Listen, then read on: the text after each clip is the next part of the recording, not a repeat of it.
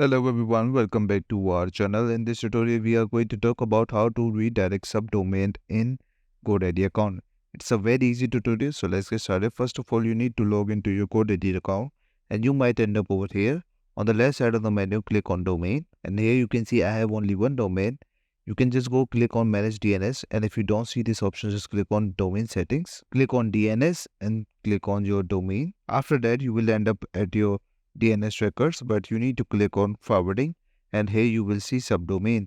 What you're going to do, just click on add forwarding, and here you are going to name your subdomain. So I'm going to name that. After that, you can choose this one and destination URL also.